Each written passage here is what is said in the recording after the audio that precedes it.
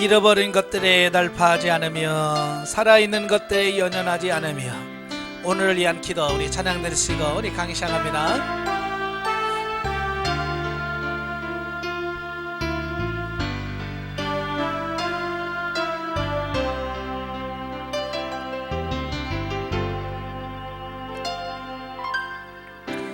잃어버린 것들에 해달파하지 않으며 살아있는 것들에 연연하지 않으며 살아가는 일에 탐욕하지 않으며 나의 나를 버리고 오직 주님 내 안에 살아있는 오늘이 되게 하옵소서. 가난해도 비굴하지 않으며 부여해도 오만하지 않으며 모든 나를 떠나도 외로워하지 않으며 억울한 일 당해도 원통하지 않으며 소중한 것 상실해도 절망하지 않으며 오늘 살아있음에 감사하게 하소서. 아멘. 기도하겠습니다. 은혜로우신 아버지 감사합니다. 오늘도 우리를 사랑하셔서 훈련의 소리 인도하시고 자아의 파쇄와 영의 해방의 책을 같이 나누게 하셔서 감사합니다. 오늘도 이 말씀 나눌 때 우리 지각을 열어서 알게 하시고 생각나게 하셔서 겉사람이 파쇄되고 영으로 속사람으로 사는 우리가 될 수 있도록 성령님 도와주옵소서. 시종을 맡겨오며 예수님의 이름으로 감사하며 기도합나이다. 아멘. 네, 우리 교재 193쪽입니다. 자아의 파쇄와 영의 해방 193쪽에 보시면 제8장 인상과 영의 상태에 대한 부분을 같이 봅니다. 여러분, 인상이라고 하는 말 많이 들어보셨죠? 사람 보면서 저 사람 인상이 왜 이래? 인상 좋네? 뭐 이런 말을 하잖아요. 그 인상이 국어사전에 보니까 이렇게 되어 있더라고요. 어떤 대상을 보거나 듣거나 했을 때 그것이 사람의 마음에 주는 느낌이나 작용이 인상이다. 그러니까 어떤 사람을 딱 봤어요. 봤을 때 거기서 풍겨 나오는 내 마음에 전해주는 느낌, 그걸 인상이라고 그래요. 어때요? 제 인상이 어때요? 자, 좋아요. 여러분의 인상은 어때요?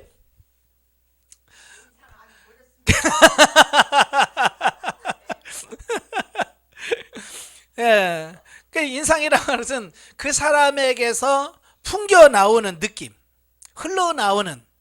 우리는 보통 이제 인상은 어떤 겉사람에게서 나온 걸 의미하는데 여기서 말하는 인상은 그의 속사람, 영에서 흘러나오는 것을 말합니다.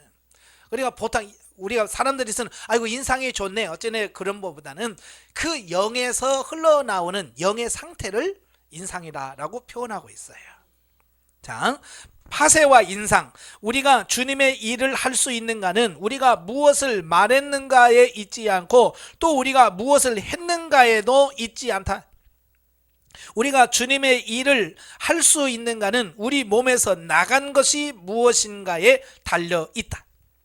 그러니까 우리는 자꾸 뭘 했냐, 내가 무슨 말 했냐라고 하는 것을 보는데 그게 아니라 우리 몸에서 그 말과 행위를 통해서 나간 게 또 따로 있단 말이에요.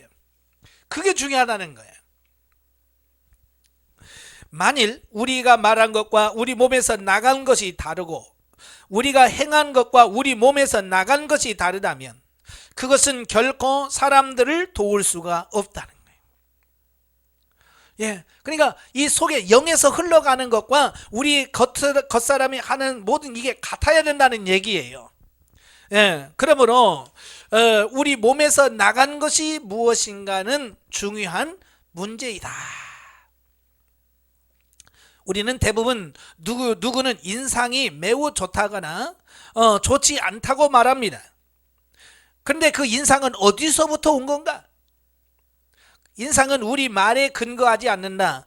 만일 인상이 사람의 말에 근거한 것이라면 말을 잘할 때는 좋은 인상을 주고 말을 잘하지 못할 때는 좋지 않은 인상을 줄 것이다.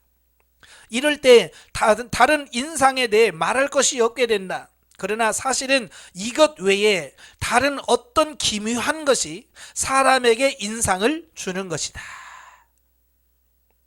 예, 기묘하다고 해서 말로 표현할 수 없는 어떤 말이나 행동이 있는 것이 아니라 여기서 그냥 말과 행위 이전에 흘러가는 상대방에게 느낌을 주고 깨닫게 하는 어떤 이런 부분이라고 하는 거예요.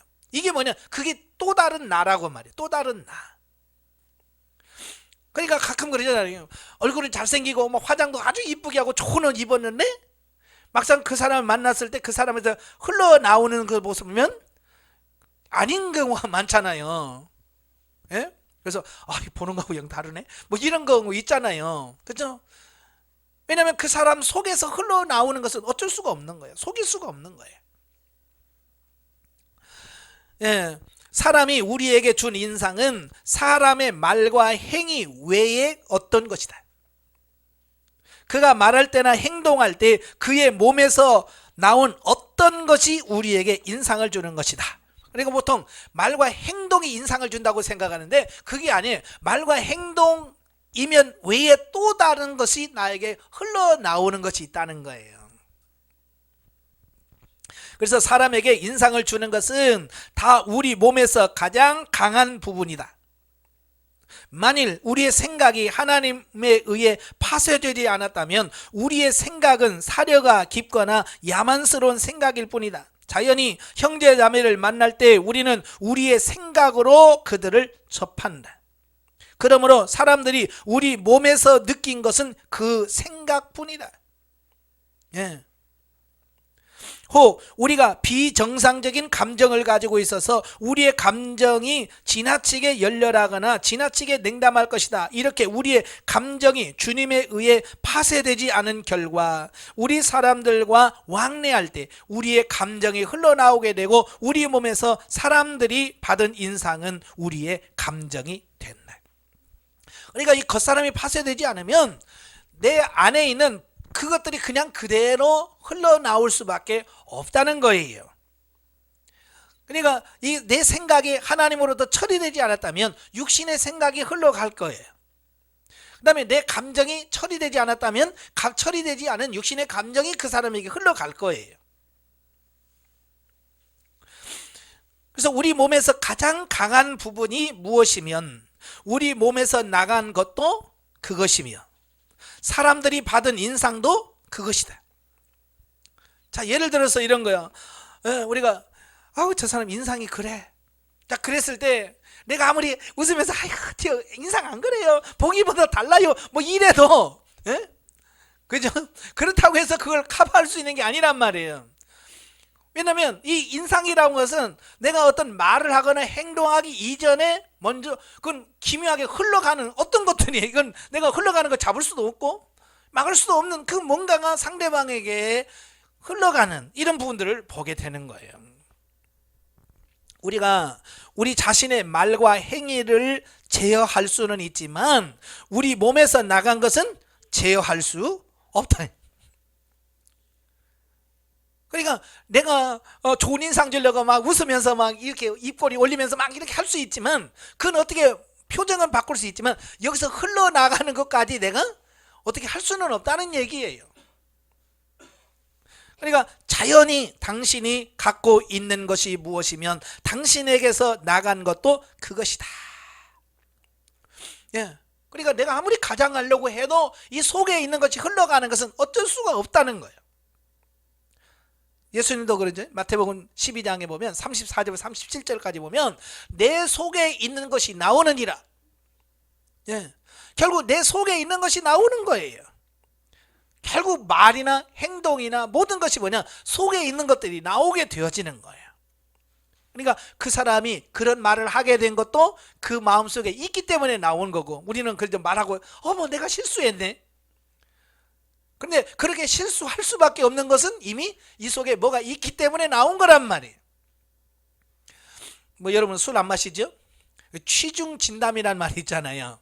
그러니까 술 취해서 그냥 막 자기 너머렇게 막 이렇게 얘기하는데 그게 사실은 진짜 속마음이라는 거예요. 왜? 이 정신 맨정신 때는 내가 이거 이런 말 하면 안 되지 라고 해서 자기가 이렇게 자기를 꾸밀 수 있다는 거예요. 근데 그게 없어지니까 막 속에서 있는 게 그냥 나온다는 거예요. 그러니까 취중에서 나오는 말이 진담일 수 있다.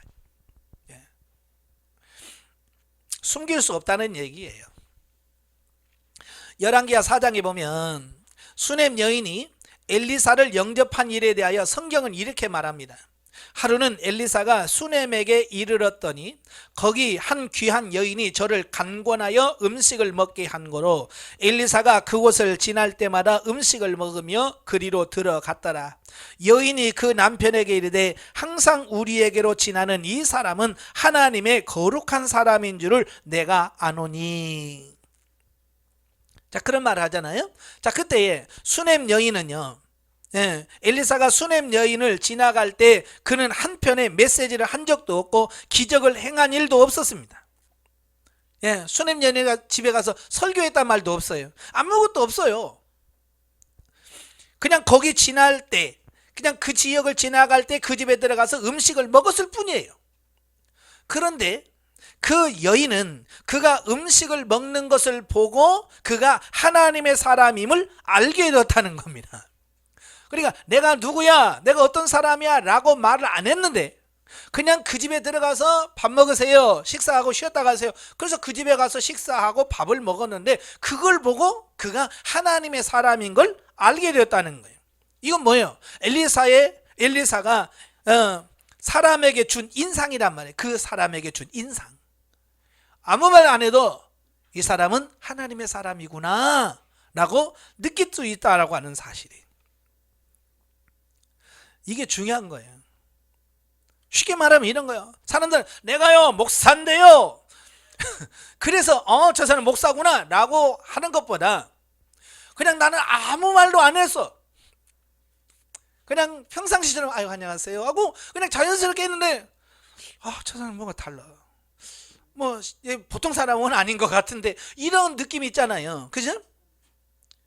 그래서 저 사람 혹시 목사님 아닌가?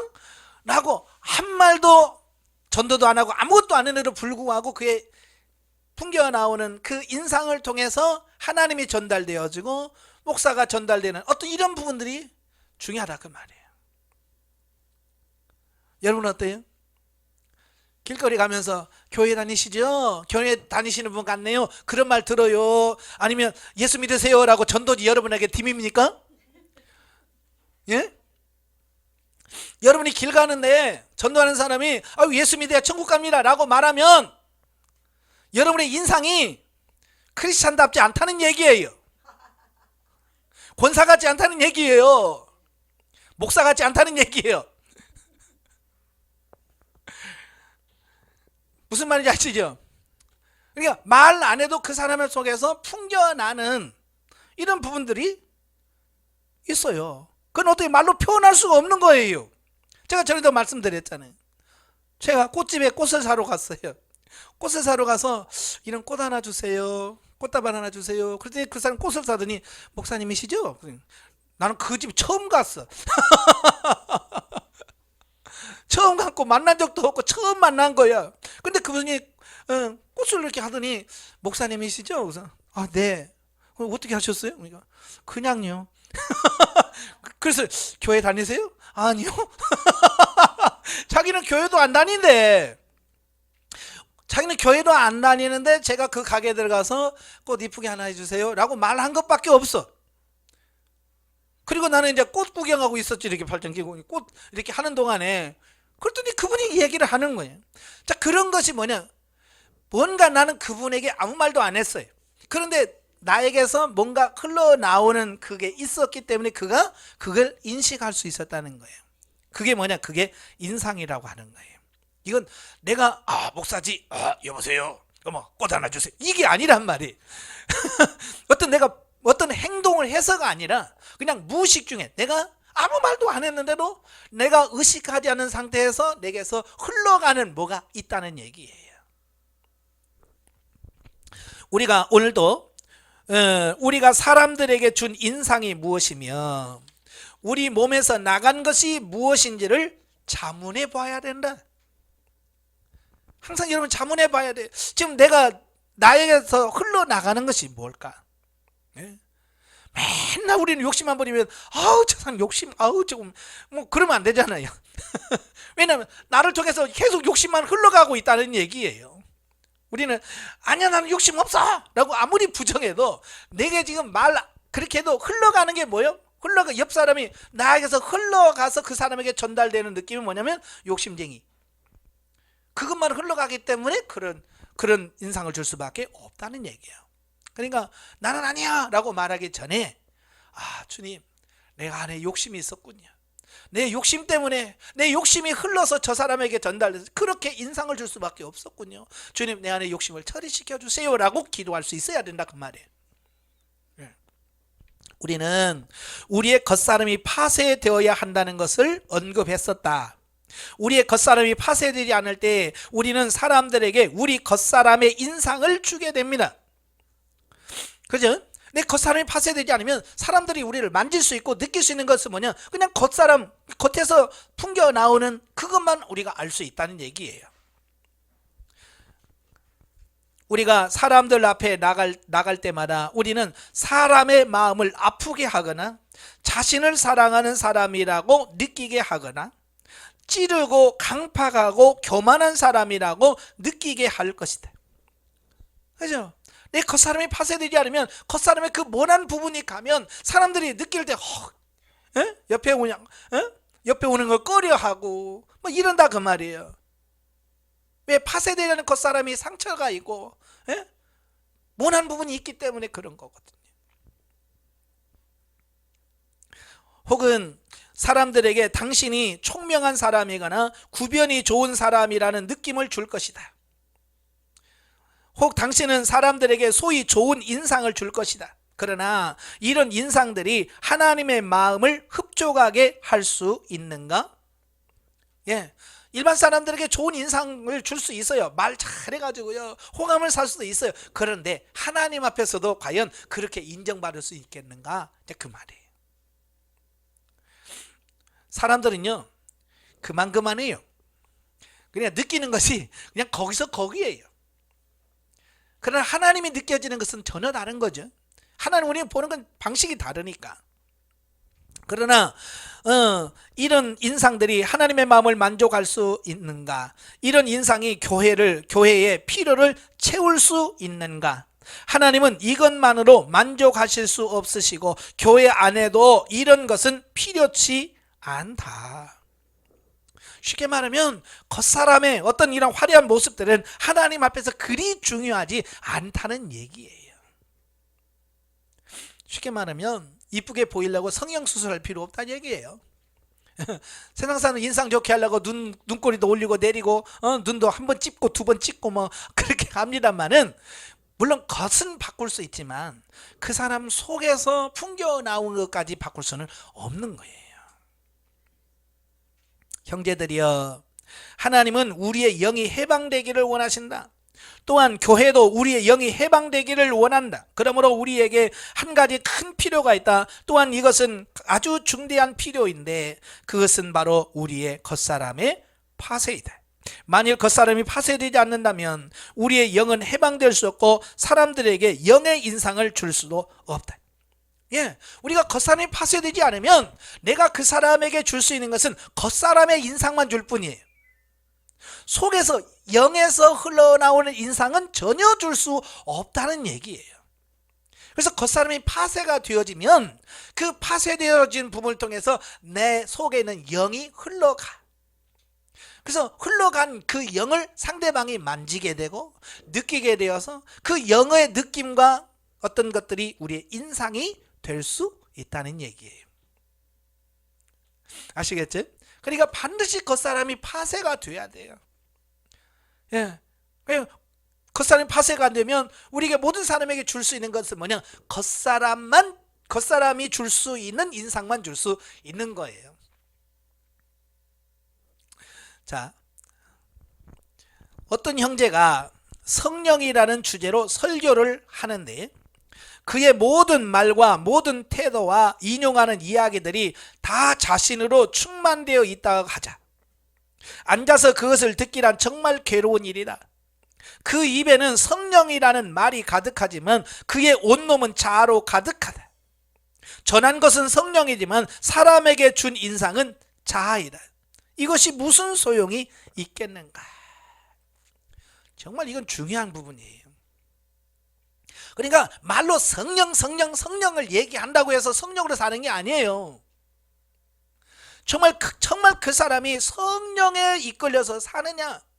그러면 성령이란 말 한 번도 쓰지 않아도 회중들은 그걸 알아들어요.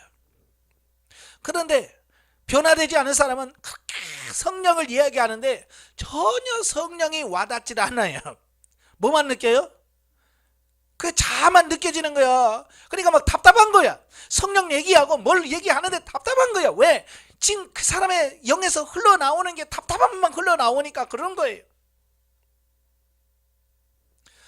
제가 요즘에 고민이 그거예요. 사람들을 만나서 대화를 하면 그 사람이 어떻게 말을 이쁘게 하느냐 뭐 이게 아니라 그 사람에게서 흘러나오는 것과 그 입의 말이 너무 다른 거예요. 그럴 때 고민하는 거예요. 누구의 설교를 들으면 그 설교가 자꾸 들어와야 되는데 설교가 들리기보다는 그분에서 풍겨 나오는 그 영이 나한테 먼저 와.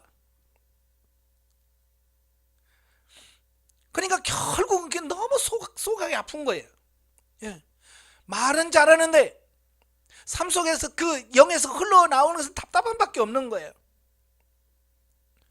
설교자도 그렇고요. 찬양 인도자도 마찬가지고요.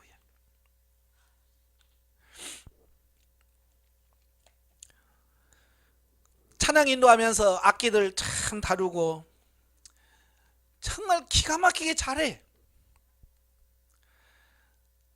기술도 있고 목소리도 좋고 청중들 휘어잡는 것도 좋은데 근데 그 찬양을 들으려고 하면 막 답답하고 이 안에서 말로 표현할 수 없는 그런 부분이 느껴지는 거야. 여러분 느끼시죠? 그런 거.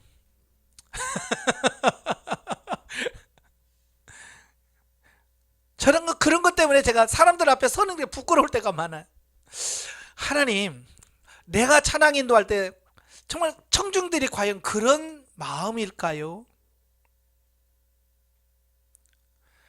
설교할 때 과연 청중들이 그런 답답함을 갖고 있을까요? 저도 이 자아파쇄라는 이 책을 다시 하면서 정말 하나님 앞에 기도하는 게 그런 거예요. 하나님, 제가 설교할 때 제 자아가 나타나지 않게 하시고 이 겉사람이 파쇄되고 자아가 파쇄되고 정말 오직 예수 그리스도와 하나님만 영만 흘러갈 수 있도록 해달라고 기도합니다. 이건 말로 표현할 수가 없는 거예요.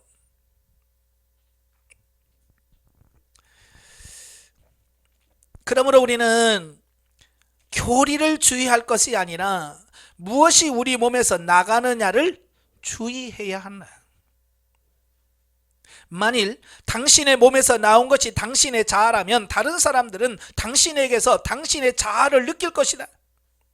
당신이 전한 메시지의 제목이 좋고 당신의 교리가 좋다 한들 무슨 소용이 있는가?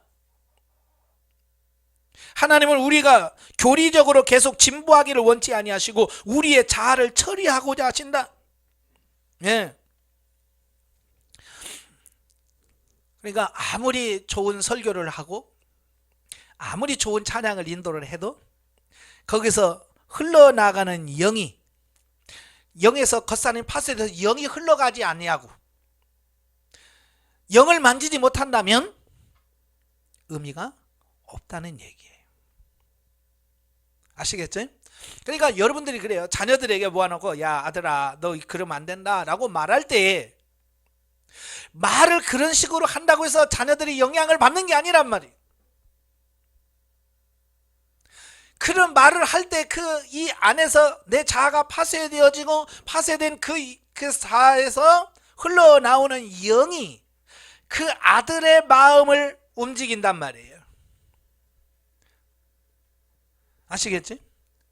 근데 이게 흘러가지 않으면서 아들아 그러면 안 된다 너 나쁜 놈이야 라고 하면 그 아들은 그 마음이 전달이 안 되는 거예요. 그러니까 여러분들이 누구한테 말하기 전에 여러분 먼저 자아가 파쇄되어지고 여러분 안에서 그 하나님의 영이, 여러분의 영이, 부드러운 영이, 변화된 영이 흘러가도록. 그래서 우리가 훈련을 하셔야 돼요. 아시겠죠? 만일 우리가 다룸을 받지 않았다면 하나님의 일에서 우리는 그리 유용하게 쓰임을 받을 수 없게 된다. 또 이럴 때 우리는 사람들에게 영적인 교리만 줄 수 있을 뿐 영적인 인상을 줄 수가 없다. 그러니까 이런 거예요. 많은 분들이 강의를 하고 설교를 합니다. 지식적으로 교리적으로는 체계적으로 착착 전해줄 수 있습니다. 아 그렇구나 그렇게 해야 되는구나 라고 하는 걸 할 수 있지만 그 이상 영에 영향을 끼치고 영을 변화시키고 새롭게 할 수는 없다는 얘기예요. 그게 한계란 말이에요. 한계. 만일 우리가 전한 교리는 영적인 반면에 우리가 사람들에게 준 인상은 우리의 자아라면 이것은 너무나도 불쌍한 일이다. 그러므로 우리는 계속 하나님께서 우리를 파쇄하시도록 해야 한다. 예. 자, 예를 들어서 우리가 전도를 하잖아요. 전도지를 가지고 와서 예수 믿으세요 라고 입으로 예수 그리스도를 말한단 말이에요. 그럴 때 자아가 깨어지지 않은 사람은 그 사람은 누구를 봐요? 그 사람의 겉사람을 보는 거예요. 그 겉사람을 만나 강하고 교만하고 강팍하고 그런 겉모습을 겉에서 불려나오는 인상을 받게 돼요. 흘러가는 게 자아라면 그 사람도 다 느끼는 거예요. 그러니까 뭐라고 하겠어요? 너나 잘해 너나 잘다녀 라고 말할 수밖에 없는 이유가 뭐냐면 내게서 흘러나가는 인상이 그에게 좋은 인상을 주지 못하고 있다 그런 얘기예요. 그러니까 전도가 안 된다고 사람들이 악해서 그래 이 시대가 악해 라고만 말하지 말고 이런 악한 시대에 내가 그들에게 좋은 인상을 주지 못하고 정말 내 영이 흘러나가지 못한 내 모습을 보면서 우리가 하나님 앞에 회개해야 돼. 세상이 악하다고만 하지 말고 내게서 뭐가 흘러가는지. 그러니까 전도지 받고 욕하잖아요. 지들이나 잘하지. 그러면서 전도지 확 버려지잖아요. 왜 그럴까요? 왜? 전도하는 사람에게서 흘러나가는 영이 그분에게 좋은 영향력을 미치지 못한 결과라 그 말이에요. 무슨 말인지 아시겠죠? 하나님께서 거듭거듭 환경을 안배하신 목적은 우리의 그 강한 부분을 깨트리시기 위함인 것이다. 그래서 하나님께서 우리의 모난 부분들을 하나님께서는 깨트리시기를 원하시는 거예요. 그러니까 고난이 감사할 수밖에 없는 거죠. 왜? 고난은 뭐야? 내 모난 부분을 하나님께서 깨트리는 과정이니까. 당신의 강한 부분이 한 번의 강타로 깨어지지 않는다면 두 번째 강타가 있게 된다. 그래도 당신이 강하다면 세 번째 강타가 올 것이다. 하나님은 당신에 대해 풀어놓지 않으신다. 당신의 강한 부분이 깨트려질 때까지 그분의 역사는 멈추지 않을 것이다. 왜 하나님께서 여러분에게 고난을 주시겠어요? 왜 같은 문제를 반복해서 계속 주실까요? 그분이 처리되지 않아서 그래요. 너 그거 깨트려, 그거 내려놔, 그거 깨트려. 그걸 하기 위해서 하나님께서 계속 반복해서 그 똑같은 문제를 주셔요. 예. 그래서 그런 부분들을 빨리빨리 깨트려야 돼요. 그럼 우리는 고집이 얼마나 센지. 예? 하나님이 이기나 내가 이기나 한번 해봅시다. 우리는 하나님한테도 덤벼. 여러분, 하나님이 이길 장사 있어요, 없어요? 제가 그랬잖아요. 하나님이 이길 장사 없다고. 예, 제가 전도서 7장 읽다가 내가 하나님께 내려놓은 게 있어요. 그게 뭐냐면, 저도 한 고집 하거든요. 권씨들 한 고집 합니다. 뭐 고집 없는 사람 누가 있겠어요? 다 한 고집 다 하는데, 제가 그거 읽어보니까 하나님께서 굽게 하신 것을 누가 곧게 하겠으며, 그 말씀을 딱 들으면서 어이구, 야, 하나님이 굽게 하신 걸 누가 곧게 하겠냐? 할 수가 없다는 얘기예요. 그래서 가만히 보니까 그래, 내가 하나님 앞에 고집 피우면 몇 년이나 피울 수 있을까? 그죠? 내가 죽을 때까지 고집 피운다고 해봐야, 제가 기껏 해봐야 30년? 욕심도 많네. 제가 하나님 앞에 고집 피워봐야 30년 피면 진짜 오래 피는 거야. 근데 하나님은 영원한 고집이에요. 그러니까 30년이 영원한 고집하고 경쟁 상대가 돼야 안 돼요? 상대가 안 돼. 그래서 제가 그 말씀 딱 읽는 순간에, 아, 하나님 앞에 고집 피울 필요가 없구나. 네, 내가 죽을 때까지 고집 피워봐야 하나님에 비하면 이거 세 발에 피워. 이거 아무것도 안 돼. 그래서 하나님 앞에 고집 피우지 말자. 내려놓자. 그래서 그다음부터는 하나님이 하시다 그러면 예. 왜? 내가 고집 피워봐야 나는 얼마 못하니까. 빨리빨리 내려놓으셔야 돼.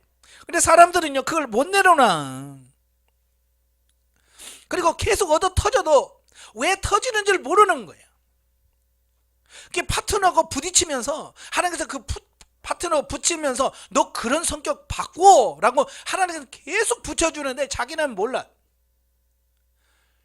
그러면 계속 뭐라고 하냐면 상대방만 뭐라고 그래. 나는 저 사람만 만나면 내가 이게 안 맞는다고. 저 사람은 나하고 뭐가 안 맞는 것 같다고. 사실 안 맞는 게 아니고 내가 지금 그 부분이 처리되지 않아서 그렇거든요. 여러분 보세요. 싸우는 사람하고 계속 싸우지. 그죠? 맨날 새로운 사람하고 싸워요? 아니에요. 집에서 부딪히면 꼭 남편하고 부딪히면 맨날 남편하고 부딪혀. 직장에 가서도 그 많은 사람 중에서 꼭 누구만 부딪히죠. 그죠?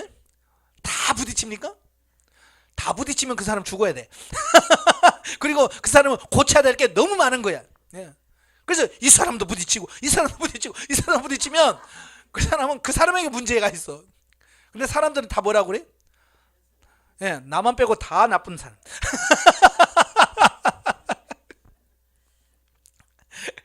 그래서 그래 뭐래? 우리 회사는 나빠. 전부 다 나쁜 사람밖에 없대. 사실은 누가 나쁜데? 본인이 모난 부분이 많아서 이 사람이 때리고 저 사람이 때리고 저 사람이 때리고, 그래서 모난 부분이 많으니까 막 여기 부딪히고 여기 부딪히고 막 다 부딪히는 거야. 근데 자기를 몰라. 자기는 온전한, 자기는 깨끗한데 다른 사람들이 못나가지고 나를 때린다고 생각하니까 이런 사람들은 평생을 가도 변화가 없는 겁니다. 이제는 생각을 바꾸세요. 내가 문제가 없는 게 아니고 다른 사람이 문제가 없다. 다른 사람 문제가 없어요. 내가 문제예요. 아시겠죠?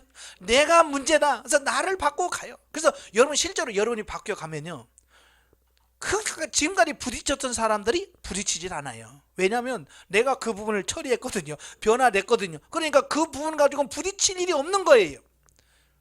또 부딪힌다는 얘기는 뭐예요? 그분이 처리됐나 싶었는데 아직 덜 처리된 부분이 있기 때문에 또 부딪히는 거예요. 그러니까 제가 상담을 많이 하잖아요. 상담하다 목사님, 나는 맨날 같은 문제 갖고 부딪혀요.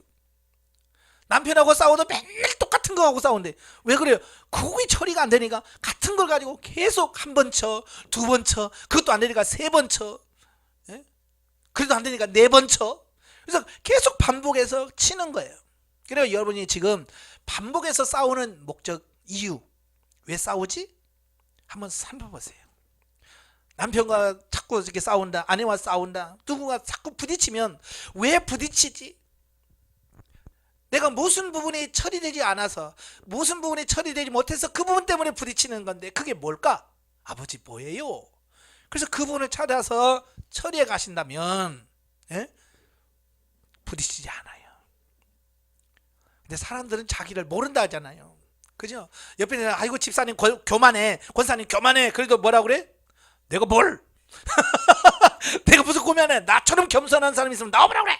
이제 이런단 말이에요. 그러니까 그런 사람은 변화를 기대할 수가 없는 거예요. 왜? 자기를 모르는데 뭐. 그래서 그런 사람 옆에는 가지를 말아요. 아시겠죠? 그런 사람 가면 자기를 모르는 사람 옆에 가면 여러분도 같이 찔려요. 자, 성령께서 우리 몸에서 이룬 통제는 일반적인 말씀을 듣는 것과 다르다. 말씀을 들을 때 우리는 일반적으로 먼저 생각의 이해로 시작해서 몇 개월이나 며칠이 지난 후에 비로소 그 진리 안으로 인도됩니다. 그러니까 우리가 말씀을 듣고 말씀대로 변화되기까지는 시간이 걸리는 거예요. 시간이.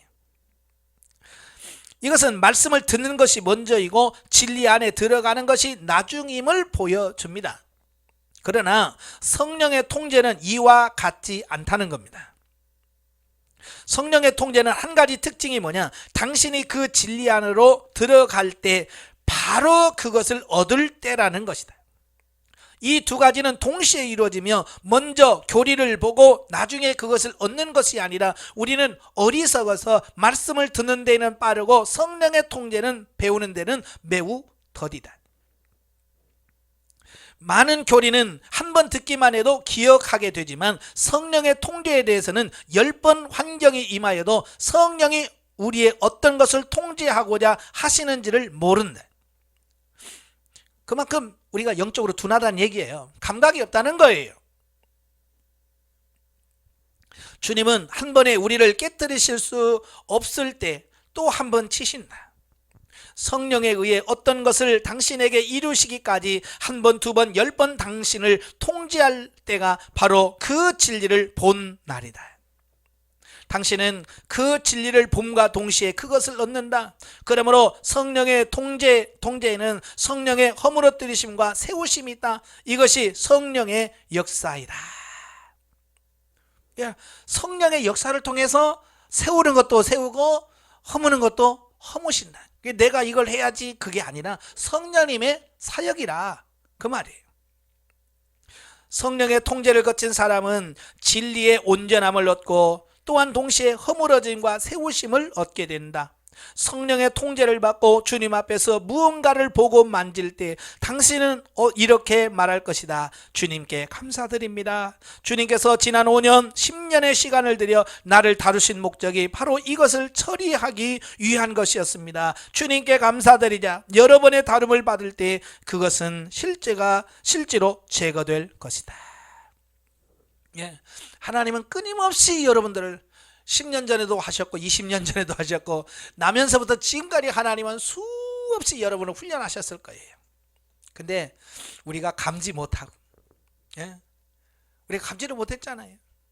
그러니까 감지 못하고 계속 형제간에 싸우면서 어린 시절 다 보내고 결혼해서는 또 부부간에 싸우고 그 시절을 다 좋은 시절 다 보내요. 모르니까. 그래서 이제 하나님께서 모르는 우리들에게 뭐라냐 비춤의 역사가 있어야 돼요. 우리가 그렇게 척척 알아들으면 얼마나 좋겠어요. 그러니까 말귀도 못 알아듣지. 거기도 감각까지 둔해가지고 못 알아먹어. 그래서 빛, 비춤과 죽임의 역사가 있습니다. 자, 빛, 비춤도 성령의 역사이다. 성령은 통제와 비춤의 두 가지 역사로 우리 겉사람을 처리하신다. 어떨 때는 이 두 가지가 동시에 진행되고 때로는 돌아가면서 역사된다. 때로는 환경 가운데서 성령께서 우리의 강한 부분을 계속 처리하신다. 때로 하나님의 특별한 은혜가 있을 때에는 특별한 빛으로 우리를 비추신다.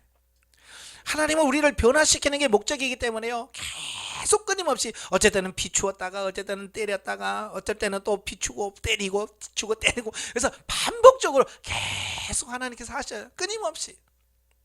하나님은 포기하지 않으셔요. 한 가지 우리가 분명히 보아야 할 것은 육체는 흑암 안에서만 감추어진다는 것이다. 흑암이 없는 곳에는 육체가 숨을 곳이 없다. 많은 육적인 행위가 존재하는 이유는 우리가 그것이 육체인 줄 전혀 모르기 때문이다. 예, 우리가 죄 짓는 것도 이게 죄인 줄 모르니까 죄를 짓는 거거든. 모르니까 그런단 말이에요. 그래서 비춤이 우리에게 육체가 무엇인지를 보여줄 때 우리는 두려워서 감히 활동하지 못하게 된다. 예, 그러니까 대부분의 크리스찬들이 본인이 육신 중심의 삶을 살고 있다는 사실을 잘 몰라요. 그죠? 그래서 여러분들 육신 중심으로 살지 마라. 도대체 그게 무슨 말인지 못 알아먹습니다. 이게 조금 이해가 되시죠? 예, 여러분 훈련을 통해서 조금 인식이 되니까 아, 육신적으로 산다는 게 이런 거구나 라고 감이 오지만 일반적으로 영성훈련을 접하지 않는 사람들은 육신 중심의 삶을 산다는 그 자체를 몰라, 이해를 못해요. 만약에 그걸 안다면 그렇게 살지는 않죠. 모르니까 그렇게 살지요. 교회가 풍성할 때, 하나님의 말씀이 나올 때, 말씀의 사역이 강할 때, 선지자의 말씀 전파가 강할 때 빛은 더 많아지고 더 강해진다. 이 빛이 당신에게 임할 때 비로소 당신은 당신의 입으로 한 말이 원래 교만이었음을 알게 된다. 본래 교만은 말할 때 당신은 교만을 자랑으로 여겼을 것이다. 예. 그러니까 대화를 하다 보면 자꾸 자기를 자랑하는 사람들이 있어요. 그죠? 근데 자기는 뭐라고 그래요? 그냥 얘기 쓸 뿐인데 뭐. 근데 얘기하는데 자꾸 자랑이 나와. 자기를 높여. 그러니까 자기는 그게 교만인 줄 모르는 거예요. 그냥 얘기했을 뿐이야. 당신 교만해. 그러면 내가 뭘? 나는 그냥 얘기만 했을 뿐인데. 근데 그 얘기 속에 다 교만이 다 나오는 거예요. 그러나 빛 가운데서 교만을 볼 때 당신은 아, 이것이 교만이었구나. 본래 교만은 이렇게 무서운 것이었구나. 본래 이렇게 더러운 것이었구나 라고 말해요. 그게 하나님께서 비춰줘야, 조명해 주실 때 그때서야 아, 이게 그거구나, 이게 깨닫는다 그 말이에요. 계시의 빛 안에서 본 교만은 평상시 입으로 말한 교만과 완전히 다를 것이다. 입버릇처럼 말한 교만은 그 가증함을 느끼게 하지 못한다. 당신은 그 더러운 정도를 느끼지 못한다. 당신은 자신의 교만을 말하지만 그것에 대한 느낌은 별로 없다. 어느 날 빛 아래서 비춤을 얻을 때 완전히 달라질 것이다. 비춤은 당신의 참모습을 보게 한다. 그러니까 우리는 머리로는 알아요. 내가 교만하구나, 내가 이렇구나, 머리는 알아요. 그러나 얼마나 그게 교만한지, 그게 교만함이 얼마나 해가 되는지, 얼마나 하나님의 일에 방해가 되는지를 몰라요. 그러니까 그냥 교만해도 막 난 괜찮아 이 정도면, 예? 뭐 하나님 뭐 괜찮아 라고, 왜? 얼마나 그게 심각한지를 모르는 거니까. 그때 성령의 비춤을 통해서 정확하게 보여지면 그때서야 야, 이게 심각하구나, 이걸 깨닫게 되어지는 거예요. 그러니까 세상 우리가 예수 믿는 다 나 죄인이지 뭐, 나 죄인이야. 근데 얼마나 심각한 죄인인지를 몰라요. 그지? 그러니까 뻔뻔스럽게 막 교회에서 막 큰소리 뻥뻥 치면서 사는 거예요. 다 똑같지 마 그러면서. 근데 하나님 앞에 비춤을 딱 받으면서 얼마나 하나님의 죄인이 깨닫게 되면 통곡할 수밖에 없죠. 사도 바울이 왜 나는 죄인 중에 개수라고 할 수밖에 없었을까요? 예, 하나님의 비춤을 딱 비춰보니까 다 드러나는 거예요. 그러니까 그가 나는 죄인 중에 개수입니다 라고 고백할 수밖에 없었던 거예요. 이런 비춤이 여러분에게도 있어야 돼요. 아시겠죠? 제가 상담할 때 하면 시험 들어요. 참 저도 그래요. 서울에서 훈련을 할 때 집사님, 권사님, 목사님 저 시험 안 될 테니까요 확실하게 정확하게 말씀해 주세요. 그냥 보고 친대요 말씀해 주세요. 그래서 그대로 얘기하면 시험 들어.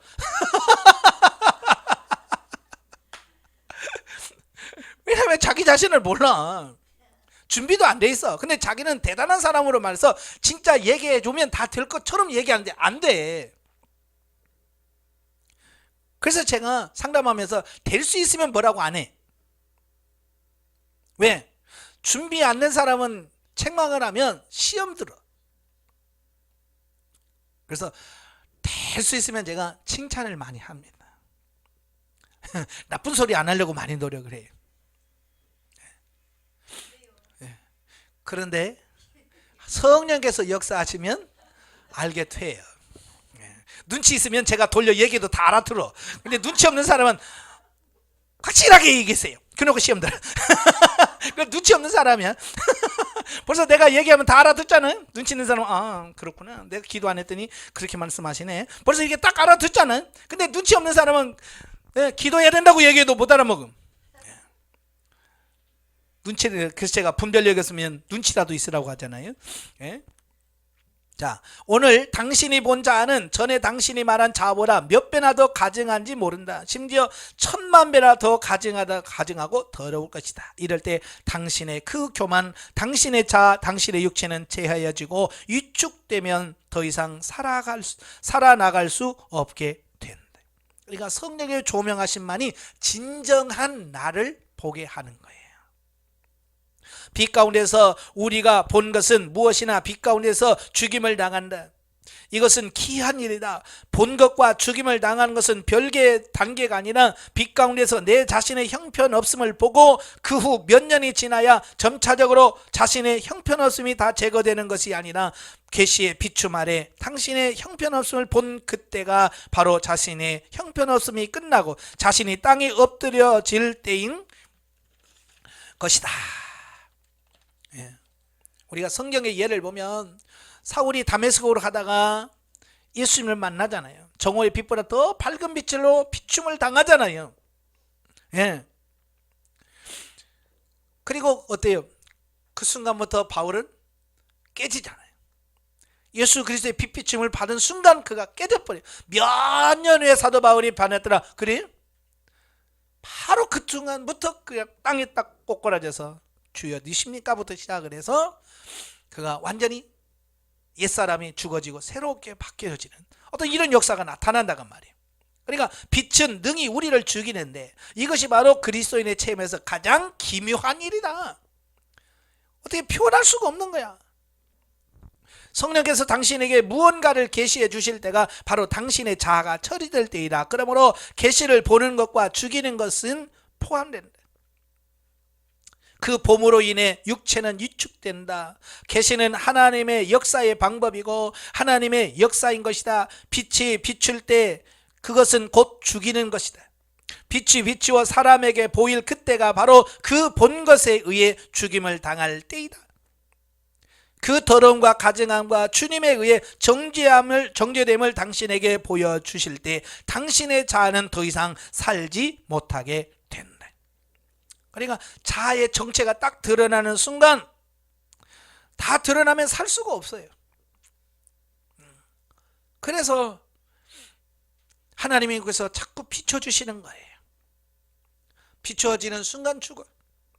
여러분 자외선 소독이라는 게 있잖아요. 빛으로 소독하는 거 있잖아요. 그지? 뭐 칫솔 같은 것도 자외선 이렇게 넣어놓잖아요. 그러면 빛이 쪼임과 동시에 뭐예요? 거기는 세균들이 죽잖아요. 마찬가지예요. 예수 그리스도를 통해서 성령을 통해서 우리 빛비춤을 받는 순간에 뭐예요? 우리 자아들이 거기서 죽어지고 파쇄되어진다. 빛에 의해 죽임을 당하는 이것은 그리스도인의 체험에서 가장 중대한 일이다. 그러니까 오늘 신앙생활하면서 이런 빛비춤을 경험해보지 않은 분들이 너무 많은 거예요. 바울은 비춤을 얻은 후에 길을 간 것이 아니라 빛비춤을 받은 즉시 엎드려졌다. 본래 바울은 모든 것을 스스로 생각하고 모든 것에 확신을 갖고 있었다. 그러나 빛이 비출 때 그의 첫 반응은 땅에 엎드려지는 것이었다. 어리둥절해 있는 것이었으며 아무것도 모르게 되는 것이었다. 빛은 그를 땅에 엎드려지게 했다. 우리는 이것이 두 단계가 아닌 한 단계임을 주의해야 됩니다. 그죠? 그냥 빛을 비추는 그 순간 땅에 꼬꾸라서 엎드려지는 거예요. 예. 우리의 과정을 다음과 같이 생각하지 말아야 한다. 즉 하나님께서 먼저 나를 비추시고 나를 깨닫게 하신 후에 내가 그것을 하겠다. 혹은 하나님께서 나를 먼저 비춰주사 나의 형편없음을 보이시면 내가 그렇게 고치겠다. 하나님의 역사는 그렇지 않다는 거예요. 하나님은 단지 당신의 가증함과 더러움과 당신의 형편없음을 보여주실 따름이다. 이것을 볼 때 당신은 내가 이렇게 더러운 사람이라니, 내가 이렇게 가증한 사람이라니 라고 말할 것이다. 하나님께서 당신의 참 모습을 보여주실 때 당신은 엎드러질 것이고 위축되어 기어서 일어나려고 해도 일어나지 못할 것이다. 교만한 사람은 주님의 비춤을 얻은 후에 그에게 교만하라고 해도 교만해지지 않는다. 왜? 교만이 뭔지를 알았기 때문에. 그걸 모르니까 교만합니다, 당신 교만해요, 교만을 처리하세요 라고 해도 내가 뭘 모르니까. 비춤을 통해서 확실히 아셔야 돼. 만일 한번 하나님의 빛 안에서 당신의 참모습을 보고 당신의 교만이 어떤 것인지를 보았다면 당신의 몸에서 그 인상은 영원히 재해지지 않을 것이다. 영에 이게 각인이 돼. 교만이라고 하는 그게 각인이 돼. 그래서 그 어떤 모습만 딱 봐도 정확하게 그게 교만이구나 라고 인식을 해서 깨트릴 수 있는 이런 부분이 되어진다 그 말이에요. 당신에게 고통을 주고 당신의 쓸모없음을 느끼게 하며 당신으로 교만치 못하게 하는 어떤 것이 당신 속에 있게 되어집니다. 다른 면에서 하나님께서 당신을 비추시는 그때에 당신이 간구할 때가 아니라 당신이 엎드려질 때인 것이다. 많은 형제자매들은 하나님께서 말씀하고 계실 때 기도만 하고 있기 때문에 빛을 보지 못하는 결과를 낳게 된다. 하나님께서 역사하는 원칙은 우리가 구원받을 때의 원칙과 동일한 것이다. 우리가 구원받고 빛 비춤을 얻을 때 우리는 다만 무릎을 꿇고 주여 당신은 내 구주로 영접합니다 라고 말하면 된다. 이럴 때 역사가 일어난다. 만일 누군가가 복음을 듣고서도 계속 주여 당신이 내 구주가 되어 주소서 라고 말한다면 그가 며칠간 기도한다 하더라도 주님께서 그를 구원하셨다는 느낌이 없을 것이다. 우리가 구원받았다면 이미 예수님은 우리의 구주가 되셨다는 의미예요.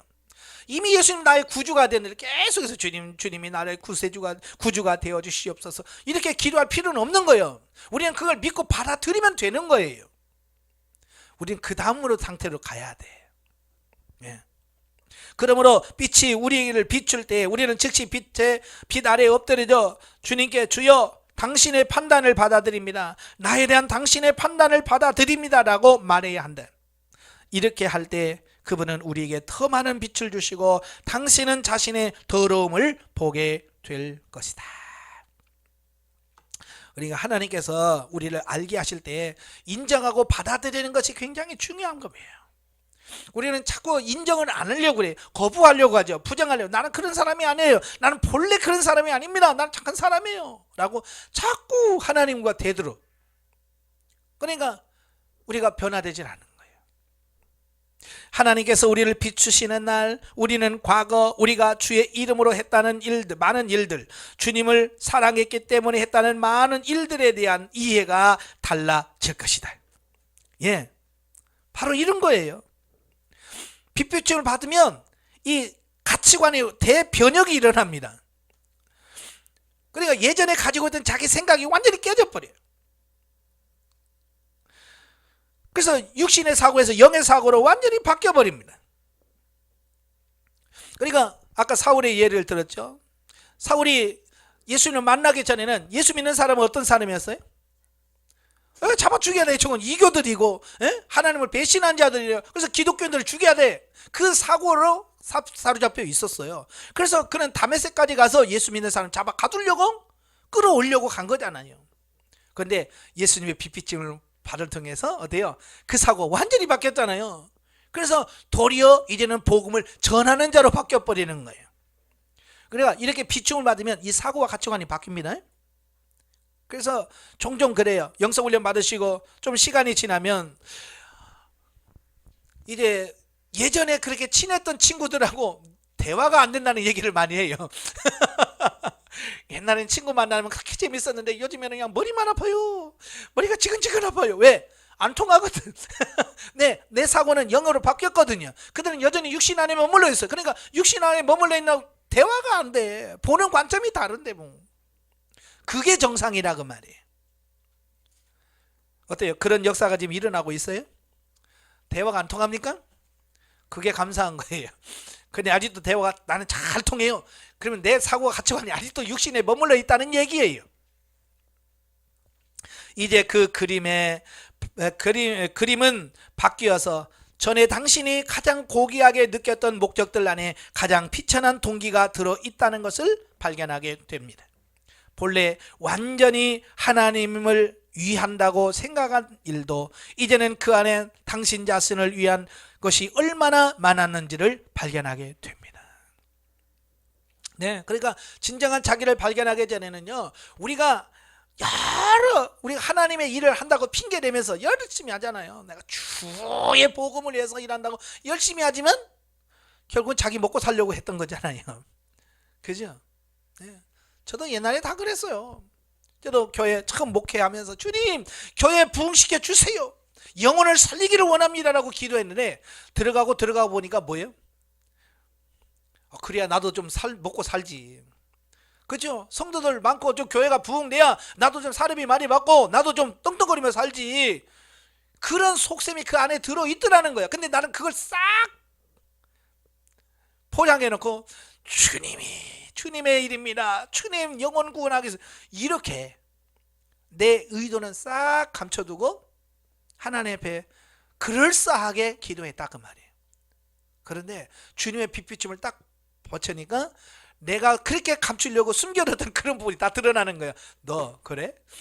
그 교회 부흥시켜서 뭐 할 건데?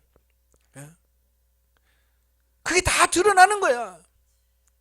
그러니까 그렇군요. 내가 육신의 욕망이었군요. 그걸 내려놨어요. 그래서 이제는 어떤 부흥하고 막 숫자 늘어나고 막 이런 거에 매력이 없어요. 예. 많은 목회자들과 대화를 하다 보면 나도 그래. 그런데 나도 그래라고 하는데 이 속에 다 숨겨져 있어. 왜? 정확하게 하나님을 비춤을 받지 못했기 때문에 그렇다 그 말이에요. 사실 우리 안에 이런 것들이 너무 많아서 고개를 들 수가 없다. 사람의 자아는 어디나 파고들어서 하나님의 영광까지도 탈취하려고 한다. 사람은 할 수 없는 일이 없는 것 같다. 하나님께서 비추시는 날 당신은 당신 자신이 어떤 사람인지를 발견하게 될 것이다.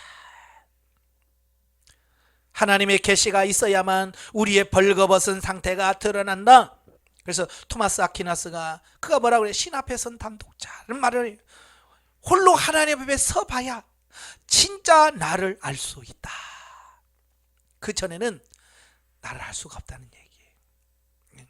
하나님 앞에 혼자 벌거벗고 서봐야 내 모습이 어떤지 그때서 정확하게 알 수 있다는 얘기예요. 그분은 우리가 우리 자신을 볼 수 있도록 우리가 벌거벗은 상태에 머무는 것을 허락하신다. 본래 그분만이 우리를 아시고 그분 안에 앞에서 우리의 상태가 벌거벗은 것이었다. 그러나 우리 자신에 대하여 우리가 아직 모르기 때문에 우리는 자신의 벌거벗음을 보지 못한다. 예, 우리가 얼마나 벌거벗고 있는지를 모르는 거야. 그래서 라오디게아 교인들처럼 우리는 부자요, 예? 우리는 뭐 가진 것도 많고 이런단 말이에요. 근데 주님 뭐라고 그래요? 너희의 가련한 것과 벌거벗은 것과 눈먼 것을 보지 못하는도라. 대부분이 나는 라오디게아 교회 아니에요 라고 말할 거예요. 여러분도 그러죠? 여러분에게 라오디게아 교회 성도라고 하면 여러분은 뭐라고 할겠어요? 무슨 소리예요? 나는 아닙니다 라고 말하는데 분명히 맞아요. 나의 상태를 정확하게 몰라요. 속아 있단 말이에요. 정신 차리셔야 돼요. 아시겠죠? 예. 하나님께서 우리의 속의 모든 생각과 모든 동기를 드러내어 우리에게 보여주실 때 우리는 하나님 앞에서 벌거벗은 사람이 될 뿐 아니라 우리 자신 앞에서도 벌거벗은 자가 된다. 우리가 우리 자신 앞에서 벗은 자가 될 때 우리는 고개를 들지 못하게 된다. 우리가 아직 드러나지 않았을 때 우리는 자아를 모르고 그것을 아무렇지 않게 생각할 것이다. 그러나 하나님의 빛 안에서 우리 자신을 볼 때 우리는 들어갈 구멍이 없을 정도로 부끄럽게 된다. 본래 내가 그런 사람이었구나. 내가 과거 내가 자랑했던 그것이 어떤 것이었는지 이제 알게 되었다. 본래 나는 내가 남보다 더 선하다고 생각했으나 이제 비로소 내가 이런 사람인지 알게 되었다. 그래서 사도 바울이 뭐라고 그래? 나는 죄인 중에 괴수다 라고 말한 게 여기 있어요. 왜? 하나님의 비춤을 통해서 자기 자신을 보았거든요. 하나님 앞에서 내 자신에 대해 내가 더러운 자라는 것과 내가 가증한 자라는 것을 표현할 더 좋은 방법이 없다. 당신은 수년 동안 눈이 멀어서 이것을 보지 못했다고 말해야 한다. 당신이 자신의 더러움을 볼수록 당신은 수치를 느끼고 온 세상의 모든 수치가 당신 몸을 억누르는 것 같이 느낄 것이다. 당신이 주님 앞에서 엎드러질 때 비로소 하나님 앞에서 당신은 통회하면서 내 자신이 한스럽다, 내 자신이 밉다, 내 자신이 구제불능인 사람임을 시인한다 라고 말할 것이다. 정말 하나님 앞에 이런 고백을 할 수 있는 삶이 되셔야 돼요. 바로 이 비춤, 바로 이 통회함, 바로 이 부끄러움, 바로 이 가증함, 바로 이 고개를 들지 못함이 수년 동안 당신이 벗어나지 못한 것을 벗게 합니다. 그렇게 주님 변화시켜 주세요 라고 해도 변화가 안 되는 부분들이 이 한 번의 비춤으로 통해서 처리가 되어야지. 그러므로 사람이 구원받는 것은 순간적으로 본 것에 달려있다. 보는 것과 제거하는 것은 한 단계에 속한 것이고 서로 연결된 것이다. 주님은 사람을 비추시는 동시에 또한 그 사람을 구원하신다. 비춤은 곧 구원하시며 봄은 또한 벗어납니다. 우리에게는 하나님 앞에서 보는 것과 이 비춤이 필요하다. 이럴 때 비로소 우리의 교만이 제거되고 우리의 육체적인 행위가 멈춰지며 우리의 껍질이 파쇄된다. 그러니까 아직 우리가 변화되지 못한 부분이 있다면 그것은 아직 주님으로부터 비춤을 받지 못한 부분이에요. 그러니까 그런 부분을 주님 내 모습을 보여주세요. 나의 실제를 보기를 원합니다 라고 끊임없이 기도하셔야 돼. 자, 통제와 계시의 비교. 자, 이 두 가지 중요한 것, 곧 성령의 통제와 하나님의 비춤 혹은 성령의 계시가 우리 앞에 놓여 있다. 우리는 이 두 가지를 잠시 비교해 보자. 성령의 통제를 일반적으로 말한다면 상당히 점차적인 것이고 한 차례 한 차례 발생하는 것이다. 때로 어떤 일을 처리하기 위해서 수년이 걸리기도 합니다.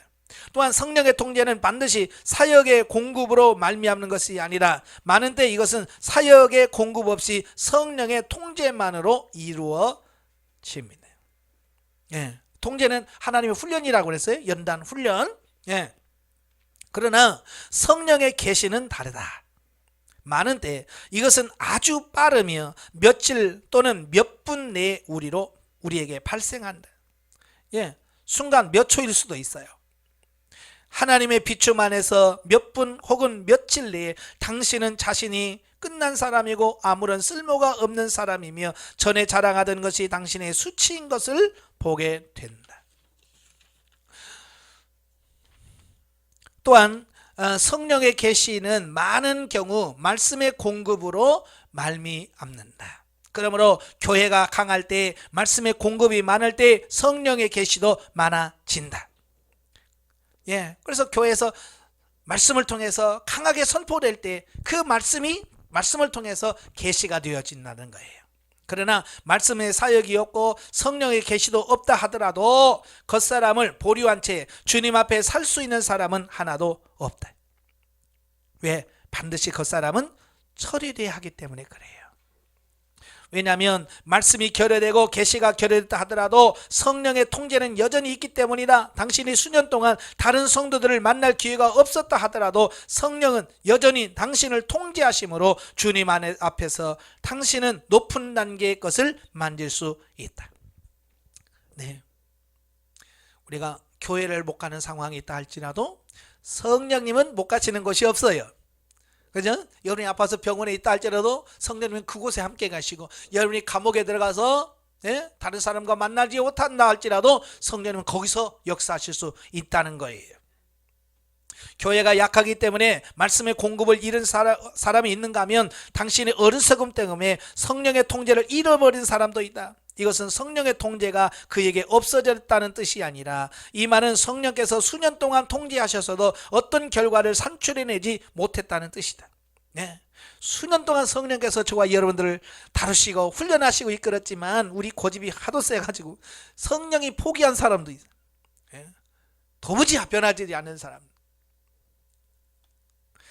주님이 한 번 우리를 치셔도 우리가 그 뜻을 모르고 두 번 치셔도 10년간 우리를 치셔도 우리는 무지한 노새같이 주님의 뜻을 모른다. 이것은 가련한 일이다. 그렇죠? 빨리빨리 눈치라도 있으세요. 그래서 성령께서 여러분을 다루심을 보시고 아 이것도 성령의 다루심이구나. 좀 눈치라도 있어야 돼. 우리 몸에 통제가 적은 것이 아니라 부족한 것이 있다면 우리가 주님의 손길을 보지 못하는 것뿐이다. 그러니까요, 저도 보면 하나님께서 순간도 멈추신 적이 없어. 하나님은 항상 우리를 인도하시고 지도하시고 이끌어 가셔요. 그런데 우리가 그걸 깨닫고 살지 못할 뿐이고요. 성령이 우리를 통제하시려면 우리는 어때요? 나도요. 그러는 것 같아요. 꼭 우리가 2살, 3살 돼서 이제 막 걸음마 시작하는 애기들 보세요. 예. 처음 걸음마 배울 때는 손잡아 달라고 그러죠. 근데 지가 조금 걸을 수 있으면 어떻게 해요? 내가 손잡아 줄게 그러면 탁 칩니다. 그죠? 탁 치고 혼자 걸을 수 있다고 막 팍 그러죠.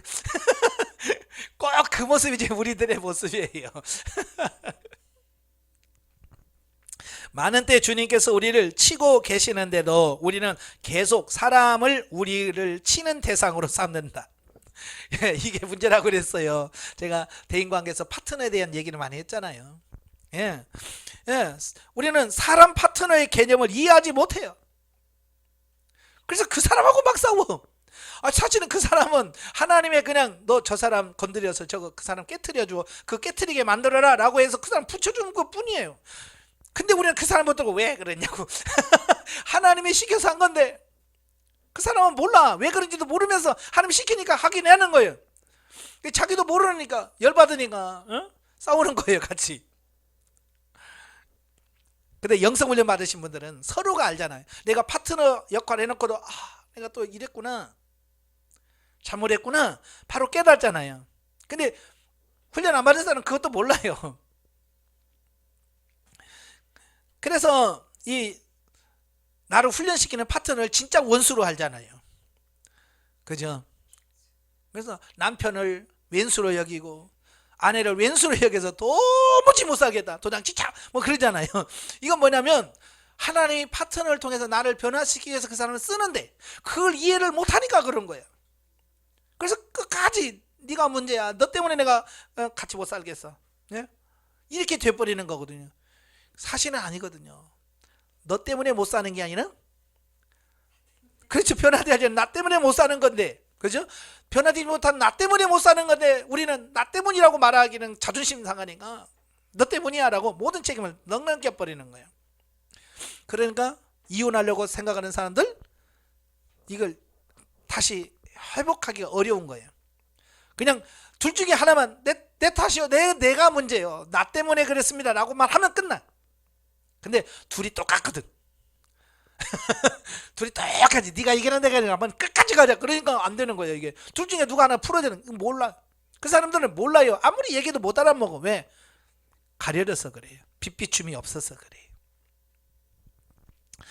자, 이것은 완전히 길을 잘못 들어선 것이다. 주님을 향하여 우리는 내가 잠잠히 입을 열지 아니하오면 주께서 이를 행하신 연고니이다 라는 태도를 가져야 된다. 예. 어떤 일이 벌어지면 그냥 입 다물고 주님께서 나를 향해서 이걸 주셨지, 어떻게 할까요? 물으면서 가는 거예요. 이게 우리가 할 일이에요.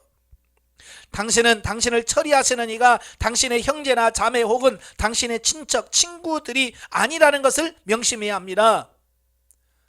사람이 파트너지만 그 파트너를 이끄시는 분이 누구요? 하나님이란 말이에요. 그러니까 어떤 문제가 생기면 우리는 바로 하나님에 가서 하나님 이유가 뭡니까? 뭐 때문에? 라고 해서 빨리빨리 그걸 처리해 가야 되는데 우리는 하나님께 안 가요. 내가 가서 오늘 저 사람 버르장물을 고쳐주겠다고 우리는 막 팔 걷고 가요. 그러니까 싸움박질만 더 되지. 안 풀려. 당신이 처리하시는 분은 사람이 아니라 하나님이시다. 당신은 이것을 보아야 된다. 우리는 수년 동안 주님께서 내 몸에서 나를 통제하신 목적이 나를 처리하기 위한 것임을 보아야 한다. 그러나 나의 무지함으로 사람을 나무라고 운명을 나무라는 것, 이것은 하나님의 손을 모르는 것이에요. 그러니까 사람을 탓하고 환경을 탓하고 뭘 탓하고 할 거 없으니까 부모 탓을 하고, 그죠? 그래서 요즘 젊은이들 흙수저 뭐 금수저 뭐 그러면서, 예? 이것은 잘못된 것이다. 지금 대부분의 사람들이 이러고 살고 있어요. 나는 문제가 하나도 없는데 세상이 그렇지 않다. 예? 그래서 지금 이런 염세주의적인 사고를 갖고 있는 젊은이들이 너무 많은 거예요. 당신의 모든 것이 얼마나 많고 얼마나 길며 얼마나 무거우며 어느 정도인가까지 그분은 다 청량하신다. 주님께서 우리에게 많은 일들을 닥치게 하시는 목적은 다름이 아닌 당신의 특출한 점을 깨트리시고 당신의 강팍한 점을 깨트리시고 당신의 처리하기 어려운 점을 깨트리시기 위한 것이다. 이게 모든 작업은 다 여기에 타깃은 나예요. 나를 바꾸고 나를 변화시키기 위해서 하나님 그렇게 하시는 거예요. 이걸 아셔야 됩니다. 아시겠죠? 예. 주님께서 우리에게 은혜를 주사 주님께서 우리 몸에서 역사하시는 것의 의미를 보여주시기 바랍니다. 또한 주님이 우리에게 빛을 주사 우리 자신이 드러나면 우리를 일어나지 못하게 하시기 바랍니다. 예, 자아가 완전히 깨져서 이 자아가 일어나지 않도록 해야 돼. 예, 완전 죽어서 없어져 버려야 돼. 여러분 김장할 때 보면 그 소금에 절이잖아요. 그죠? 이게 소금을 팍 죽여놓으면 이게 푹 죽으면 나중에 김장을 해놔도 맛있어요. 부들부들하고요. 근데요 이게 숨이 죽다가만 배추는요 나중에 김장해놓으면 살아납니다. 그죠? 덜 죽은 것은 나중에 김치통에 넣어놔도 나중에 끓이면 더 팔팔하게 살아있어요. 덜 죽은 건 그래요. 오늘 우리도 마찬가지예요. 내 자아가 완전히 죽어져야지. 덜 죽으면 환경만 되면 또 살아나 얘가. 예. 하나님의 통제가 조금 약하거나 영적인 내가 기도를 좀 적게 하거나 그러면 이게 다시 살아나면 자아가 또 살아나. 그래서 죽일 때 완전히 죽으셔야 돼. 아시겠죠? 팍 죽으셔야 돼. 예. 만일 주님께서 우리의 겉사람을 허물어뜨리시면 우리가 사람들과 왕래할 때 더 이상 우리는 강팍한 부분으로 사람을 만나지 않게 된다. 우리가 사람을 만날 때마다 우리의 영은 해방될 것이다. 예, 겉사람이 완전히 파쇄되면 영은 자유롭게 해방이 돼서 그 사람에게 우리의 영이 흘러가서 그 사람의 영을 만지고 영향을 끼칠 수 있게 된다. 그 말이에요. 우리는 하나님의 자녀들이 하나님에 대하여 전혀 새로운 인식을 갖고 또한 그분에게서 전례 없는 축복을 얻기를 바란다. 주님은 우리를 올바르게 인도하고자 하신다. 복음이 옳을 뿐 아니라 복음을 전하는 사람도 옳고 교리가 옳을 뿐만 아니라 교리를 전하는 사람도 옳기를 원한다. 여러분 하나님이 통제와 비춤을 통해서 하시려고 하는 게 이런 거예요.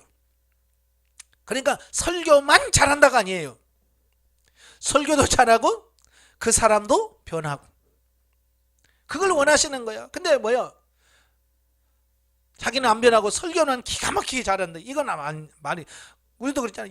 여러분 자신이 바뀌어야 돼요. 말은 기가 막히게 하는데 삶을 안 따라주면 사람들은 말 보고 변화되는 게 아니라니까요. 말이 얼마나 조리냐 안 따져요. 그 사람에서 풍겨나오는 인상이 벌써 그 사람을 그냥 에이 말만 잘하네. 그래서 더 이상 그 말이 아무리 옳고 맞아도 그 말을 귀 기울이지 않습니다. 세상에서도 그래요. 세상에서도 국회의원들 많이 나와서 막 떠들잖아요.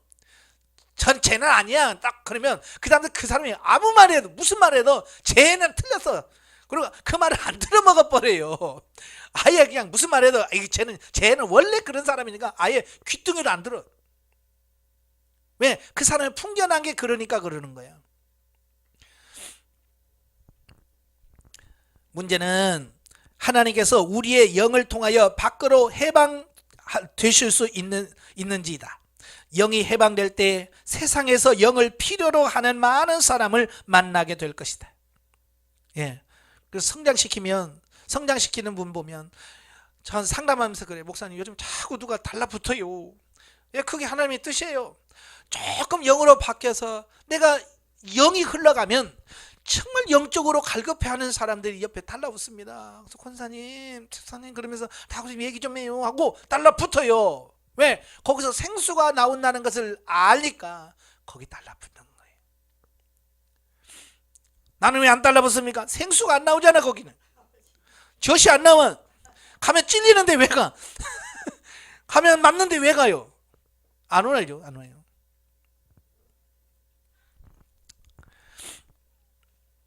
또한 이것보다 더 철저하게 달리 대처할 수 있다. 주님은 당신의 교리나 당신의 가르침을 주의하지 않으시며 당신이 전한 내용을 주의하지도 않으신다.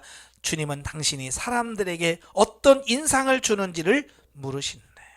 왜? 그 인상은 곧 그 사람이 얼마나 변화되는지를 말씀하고 있기 때문에 그래요. 당신 몸에서 사람에게 나가는 것이 무엇인가? 당신은 사람들에게 당신 자신을 느끼게 하는가? 주님을 느끼게 하는가? 당신은 사람들에게 교리를 만지게 하는가? 주님을 만지게 하는가? 이것은 매우 심각한 문제다. 네, 그렇죠. 주님을 만지지 못하고 교리만 만지게 할 때가 많거든요. 만일 이 문제가 해결되지 않는다면 모든 수고와 일은 별 가치가 없다. 형제들이여, 주님은 당신의 입으로 한 말보다 당신 몸에서 나간 것을 더욱 주의하신다. 사람들과 접할 때마다 당신 몸에서 무언가 나간 것이 있기 때문이다. 만일 밖으로 나간 것이 당신 자신이 아니라면 하나님이고 당신의 겉사람이 아니라면 당신의 영이다. 형제들이여, 우리는 반복해서 당신이 사람 앞에서 서 있을 때 당신 몸에서 나간 것이 무엇이냐고 묻겠다. 이것이 기본적인 문제이다. 그러니까 여러분들이 여기서 기본적으로 흘러나가는 것이 뭐냐? 예. 그래서 흘러가려면 어떻게 해야 돼요? 자가 파쇄돼야 돼. 예. 영은 출구가 있어야 나가죠. 출구가 없으면 못 나갑니다. 자아가 파쇄되어서 깨진 부분이 있을 때 영이 흘러나갑니다. 근데 흘러나가는 그 영이 정말로 하나님의 통제와 성령의 비춤을 통해서 깨진 영이라면, 좋은 선한 영이, 변화된 영이 흘러가겠죠. 그죠? 그러니까 그 영에 의해서 사람들을 만지고 변화시킬 수 있겠죠. 자아가 깨진다 하더라도 그 영이 순전하지 못하다면 더러운 영이 흘러가게 될 거예요. 그래서 여러분 자신들이 변화돼야 돼. 아시겠죠? 자아가 파쇄된 기본이고, 그 다음에 여러분의 영이 변화, 훈련, 성장, 성숙되어서 예수 그리스도의 성품으로 변화되어졌을 때 그 영이 흘러서 사람을 살리는 그런 영이 될 줄로 믿습니다. 기도하겠습니다. 은혜로우신 아버지, 우리를 통해서 과연 흘러나가고 있는 인상이 어떤 인상입니까? 우리가 자아가 파쇄되지 못하고 우리의 영이 온전하지 못하기 때문에 사람들에게 흘러나가는 것이 겉사람이고, 또 변화되지 못한, 온전하지 못한 영이 흘러감을 통해서 사람들의 마음을 아프게 할 때도 많습니다. 우리를 변화시켜 주시옵소서. 우리가 온전히 변화되어서 모든 사람들에게 좋은 영향력을 끼칠 수 있는 우리 모두가 될 수 있도록 성령님 도와주시옵소서. 예수님의 이름으로 감사하며 기도합나이다. 아멘. 하나님께 영광드립니다.